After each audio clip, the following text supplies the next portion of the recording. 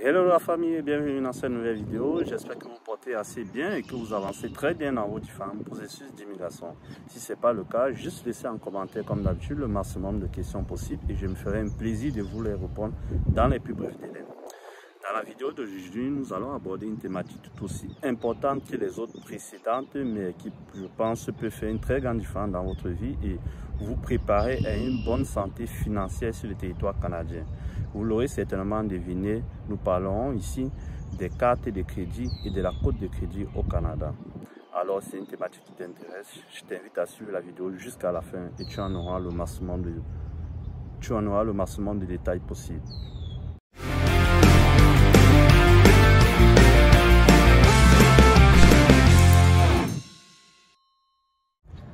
Bonjour à tous et bienvenue dans cette nouvelle vidéo. Si c'est la première fois que tu me découvres au travers de cette plateforme, je me nomme William Tchakan et sur cette chaîne nous parlons principalement d'immigration, d'études et d'investissement sur le territoire canadien. Alors si ce sont des thématiques qui t'intéressent, je t'invite juste à faire trois choses. Tu t'abonnes, tu likes et tu partages au maximum.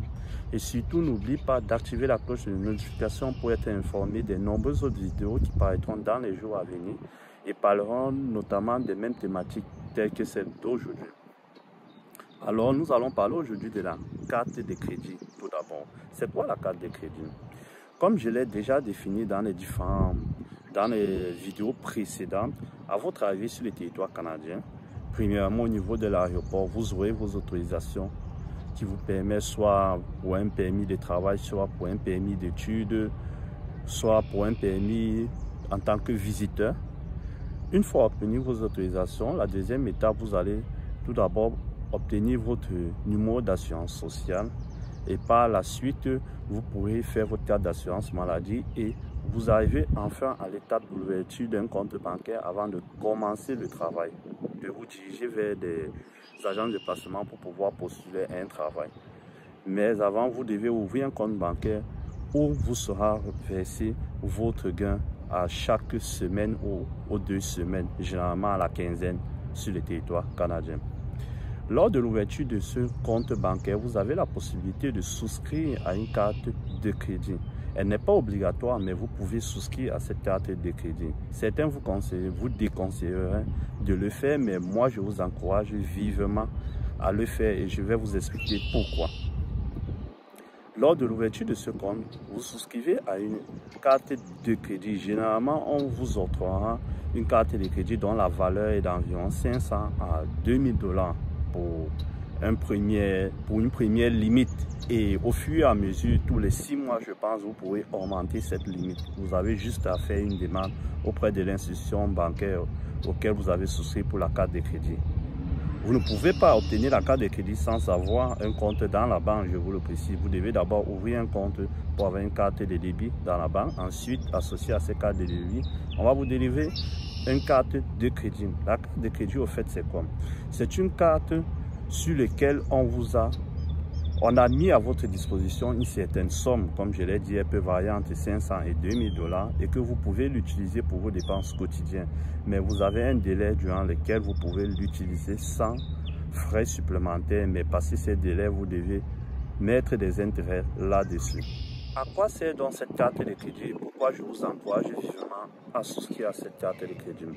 La carte de crédit vous permet de construire une certaine historique financière sur le territoire canadien et vous aidera plus tard pour les projets futurs où vous aurez besoin d'un accompagnement bancaire, c'est-à-dire un prêt bancaire, soit un prêt automobile, soit un financement pour un projet qui vous tient à cœur, soit un accompagnement pour une hypothèque pour prendre une maison. Pour toute autre chose, vous aurez besoin d'avoir une historique financière sur le territoire canadien. Elle va se baser sur cette historique pour pouvoir vous faire un prêt avec certains taux d'intérêt plus alléchants en fonction de comment vous avez utilisé votre carte et comment vous avez bâti votre historique. Maintenant, comment fonctionnent ces cartes de crédit? La carte de crédit, comme je l'ai défini, on vous donnera une limite d'environ 500 à 2000 $. Et sur cette carte, vous pouvez l'utiliser pour vos différentes courses, c'est-à-dire vos achats au quotidien, dans les épiceries, dans les magasins, tout est constant. Et vous avez un certain délai où vous ne payez pas d'intérêt dessus. Généralement, le délai est de 21 jours. Mais les 21 jours sont comptés à partir de la dernière journée de facturation. C'est-à-dire, si vous avez effectué par exemple un achat, je prends un exemple, le 17 janvier, et que la période de facturation pour le mois de janvier devait s'achever par exemple le 31 janvier. La période sans intérêt qui vous est accordée est de 21 jours. Les 21 jours vont débuter à partir du 31 janvier et va s'écouler jusqu'au 20 février, disons. Donc à partir du 20 février, si vous n'avez pas encore remboursé le solde de votre compte ou le minimum admissible, des intérêts vont s'ajouter là-dessus. L'intérêt s'élève généralement à 19,99 $ dans la plupart des banques. Mais il faut noter aussi qu'il faut différencier les achats réguliers et des achats spéciaux comme les avances de fonds. Si vous faites une avance de fonds, c'est-à-dire, quand on parle d'avance de fonds ici, on parle d'un retrait bancaire ou d'un transfert d'argent de votre carte de crédit vers votre carte de débit ou d'un virement bancaire de votre carte de crédit vers une autre personne ou d'un retrait en banque en argent comptant de votre carte de crédit. Ceci sont des avances de fonds et le taux passe immédiatement à 22% au lieu de 19%. C'est cette différence qui est très importante à le mentionner. Elle passe directement à 22% et elle n'a pas de délai de grâce. Elle commence à compter dès le moment où vous avez effectué la transaction. Le taux d'intérêt est déjà mis à jour, a déjà commencé à débiter. Donc il est important d'éviter, il est déconseillé d'ailleurs de faire des avances de fonds avec sa carte de crédit. Elle est plus utilisée pour des courses telles que l'épicerie, le paiement de certaines factures en ligne, mais évitez pour les avances de fonds. Il faut aussi noter que le paiement des factures fait partie des avances de fonds. Par exemple, le paiement de votre facture d'électricité, par exemple de votre facture téléphonique, ce sont des avances de fonds. C'est déconseillé. Elle est uniquement utilisée pour les achats, pour l'épicerie, ce dont vous allez consommer durant le mois. Comme je l'ai précédemment défini, la carte de crédit va vous permettre de bâtir une certaine historique financière au Canada. Et cette historique financière au Canada déterminera votre taux, votre crédibilité sur le territoire canadien et votre solvabilité, si je peux le dire ainsi. La crédibilité et la solvabilité va se déterminer va être résumée dans une cotation qu'on appelle la cote de crédit. Cette crédibilité et solvabilité s'évaluent selon certains critères, notamment, on va regarder au niveau de votre carte de crédit. Premièrement, l'ancienneté de la carte de crédit elle est importante. Elle compte environ pour 30% de la cotation de votre cote de crédit.